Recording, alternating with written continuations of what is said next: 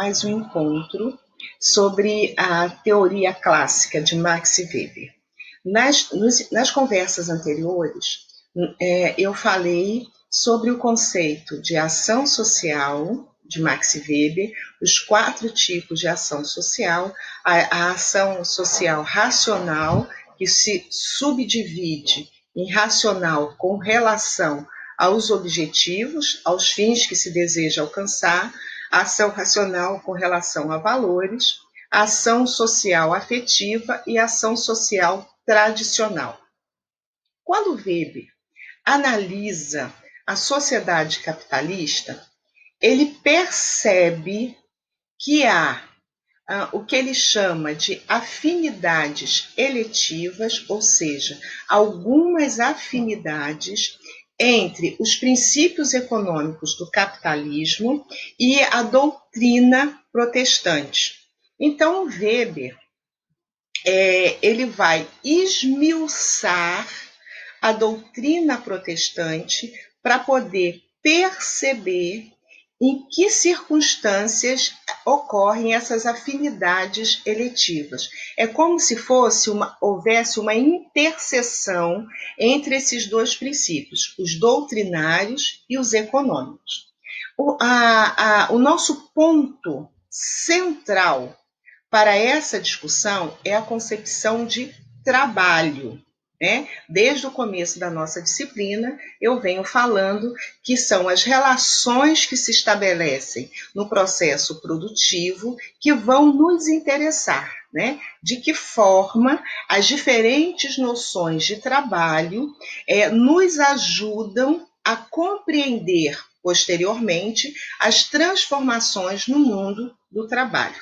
No caso de Max Weber, ele vai observar que, diferentemente da doutrina católica, na qual o trabalho é visto como uma obrigação, vamos lembrar um pouquinho. Quando nós pegamos a Bíblia Sagrada, no primeiro livro, no livro de Gênesis, no qual temos a história de Adão e Eva, nós lemos, nós compreendemos ali que a partir do momento em que Adão e Eva desobedeceram a Deus, porque eles foram provar do fruto da árvore, que era proibido, da árvore do conhecimento, e eles foram penalizados com a expulsão do paraíso, e eles foram amaldiçoados.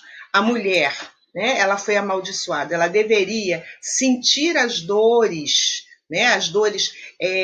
características das mulheres, da menstruação, do parto, e o homem deveria trabalhar, para se sustentar. Ele se sustentaria com o suor do seu rosto. Então, de acordo com a doutrina católica, o trabalho era um dever no sentido de que os indivíduos eles estariam cumprindo aquilo que foi determinado por Deus por causa dessa transgressão inicial. Então, era algo penoso.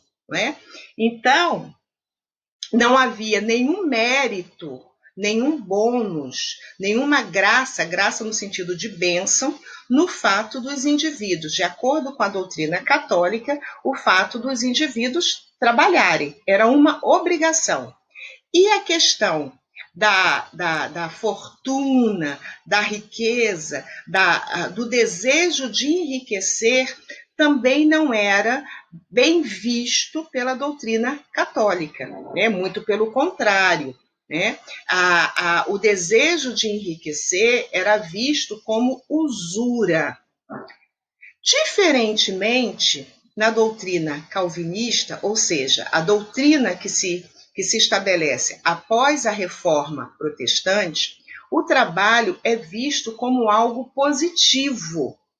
Por quê? Porque é a partir do trabalho, entre outras formas, que os indivíduos mostram a sua formação moral, a sua correção de correto, a sua correção moral. Então, os indivíduos protestantes viam no trabalho um valor, seja para demonstrar a sua conduta moral, correta, seja para sustentar as suas famílias, porque cabia, né, aos indivíduos criarem as condições adequadas para que as suas famílias, as respectivas famílias, pudessem subsistir, né, elas pudessem ser contempladas com aquilo que era necessário para a sua subsistência, sem esquecer que também cabia aos indivíduos retribuir a Deus pelas graças alcançadas. Então, tudo aquilo que eles ganhavam, eles deveriam dar a 10ª parte em retribuição a Deus, o que fazia com que os indivíduos tivessem um mínimo de organização econômica para que eles pudessem sustentar a família com o salário e também pagar o dízimo, essa 10ª parte, que era uma retribuição para Deus. Um outro aspecto é que o indivíduo, porque ele precisava sustentar a família e pagar o dízimo, ele não podia perder o emprego. Então, ele tinha que ser um empregado, um funcionário correto, aplicado, né? Alguém que não fosse adepto aos vícios, o que era extremamente importante, né? Por quê? Porque os vícios, eles custavam dinheiro, né? Então, o indivíduo ele gastaria dinheiro para sustentar os seus vícios, né? O fumo, a bebida, né? Os encontros sexuais, não é? Então, isso já era um elemento importante para que os indivíduos tivessem, né, conseguissem organizar a sua vida financeira, haja visto que não gastariam dinheiro para sustentar esses vícios. Continuando. Então, o modo de vida regulado, mais correto, ele era importante para o adepto do protestantismo, para o fiel, porque isto era um comprovante moral de idoneidade moral, que garantia não só o seu pertencimento ao grupo, como também era uma garantia para a obtenção da graça de Deus. E também era um comprovante de idoneidade moral para que pudesse ser admitido em determinados ambientes de trabalho. Então, o que acontecia? No caso do catolicismo, nós tínhamos uma fé pública, ou seja, os católicos demonstravam publicamente a sua fé, a sua adesão, através da participação nas missas, nas procissões, na reza do terço, né? Quer dizer, a partir dos rituais que eram praticados coletivamente, lembrando que no caso do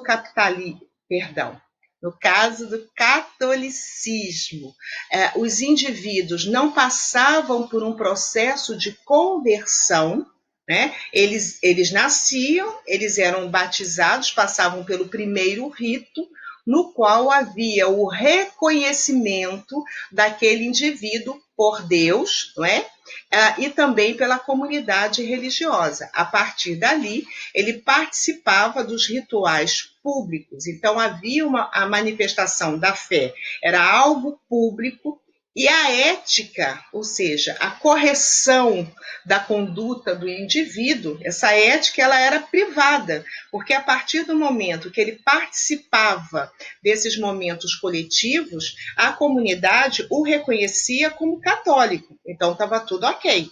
No caso do protestantismo, havia um processo de conversão, no qual o indivíduo, o adepto, ele dizia para a coletividade que queria se inserir naquele meio. Então, ele precisava, antes desse processo, desse ritual, esse momento de conversão, ele precisava demonstrar, né, que estava seguindo os preceitos doutrinários. Então, a sua manifestação da fé, ela era privada, porque ela se manifestava no âmbito das comunidades, nos rituais, que eram os rituais menos públicos do que os rituais católicos. Entretanto, a sua ética, a sua correção de vida, ela tinha que ser pública, porque a comunidade tinha que identificar que aquele indivíduo estava seguindo os preceitos doutrinários e, portanto, ele estava apto a adentrar, a participar daquela comunidade religiosa. Então, ele tinha que mostrar o tempo todo, permanentemente, né, a sua qualidade, as suas qualidades éticas. Isso é extremamente importante. Por quê? Porque se no caso do catolicismo, a partir do momento que se estabelece o batismo, ou seja, o reconhecimento por Deus de que aquele indivíduo é seu filho, né, pertence a essa comunidade, estava assegurado àquele indivíduo a salvação, a vida eterna. No caso do protestantismo, o indivíduo precisava provar-se permanentemente. Então, permanentemente, ele precisava demonstrar para a comunidade que ele era um eleito e, portanto, merecedor da graça de Deus, sendo que não há certeza se aquele indivíduo vai receber a graça de Deus. Então, por isso, ele precisa estar permanentemente apto a isso. Bem, vamos retomar. Peço desculpas por essa última parte, por causa do barulho externo. Então, vou retomar, porque talvez não tenha ficado audível. O que nós temos é que, no caso dos adeptos do protestantismo, a necessidade de provar-se constantemente frente à comunidade religiosa e frente a Deus, perante Deus, fazia com que eles tivessem uma conduta pública ilibada, uma conduta correta.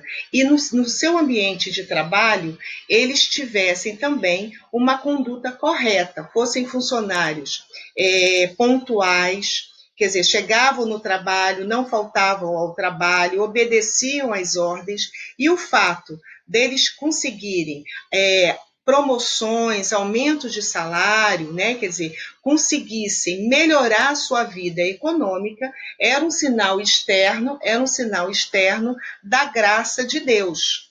Por quê? Porque a graça de Deus, ela precisava ser externalizado. Era importante que esses indivíduos demonstrassem para a comunidade que eles estavam recebendo bênçãos de Deus. E uma das formas de demonstrar as bênçãos de Deus eram os sinais visíveis de prosperidade.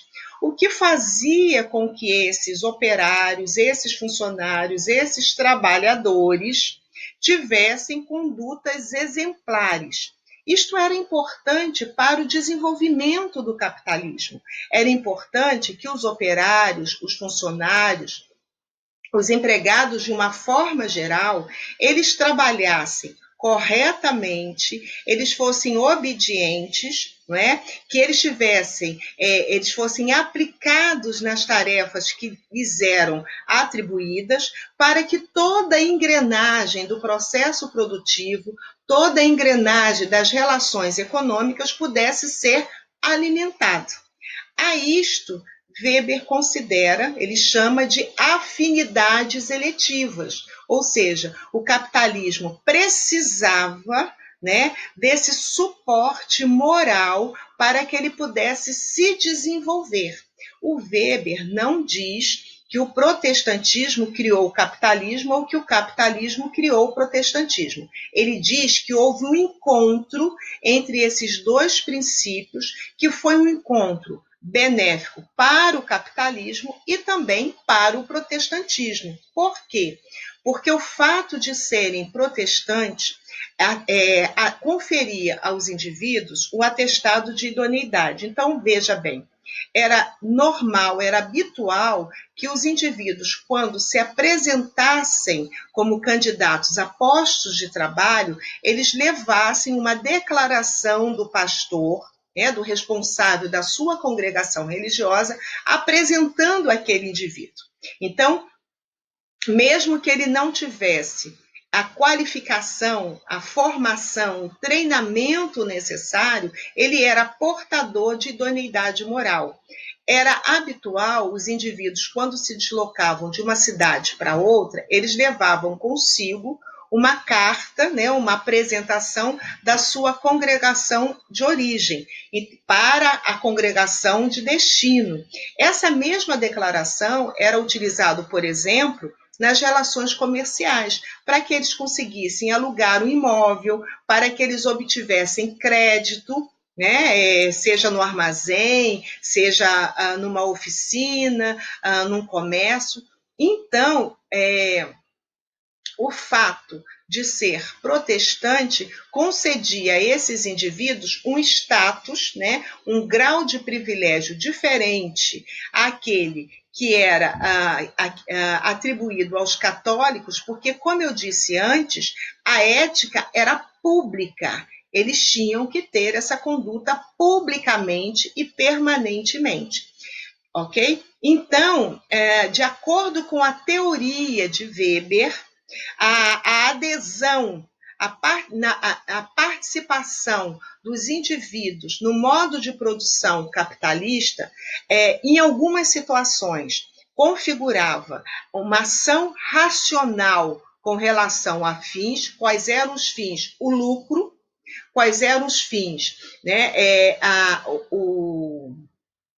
Está me faltando a palavra. O rendimento econômico, seja do capitalista, do burguês, do comerciante, do empregador, que tinha por objetivo o lucro, seja pelo empregado, que tinha por objetivo o seu salário, para garantir a sua subsistência. Então, nós temos aí a ação racional com relação a fins. Tínhamos também ação racional com relação a valores, no caso dos protestantes, não é? Por quê? Porque a finalidade do lucro, o desejo do lucro, ele estava fundamentado nos valores protestantes, na relação entre conduta moral e graça de Deus. Então, a conduta moral, se eles tivessem uma conduta moral, eles seriam agraciados. Então, o lucro era um sinal visível da graça de Deus, ok?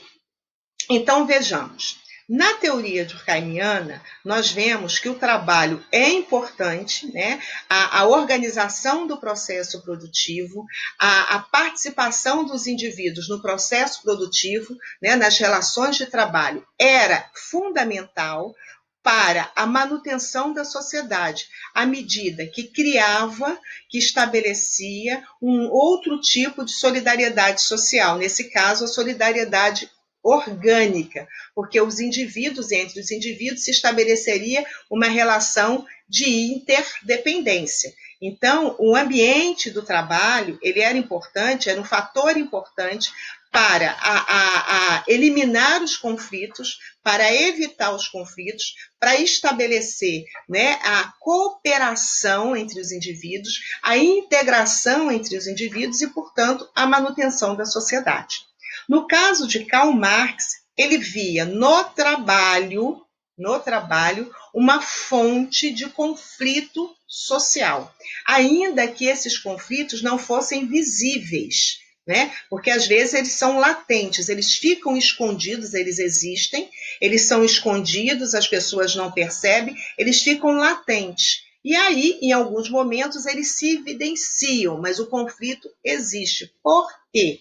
Porque, segundo Marx, quanto mais explorada a força de trabalho, e ele não fala do trabalhador, porque o trabalhador não é significativo, é justamente a energia desprendida no processo produtivo, que Marx chama de força de trabalho. Então, não interessa se é João ou Joaquim que está desenvolvendo a tarefa, o importante é que a tarefa seja desenvolvida. Por isso que Marx fala em força do trabalho, né? Força de trabalho.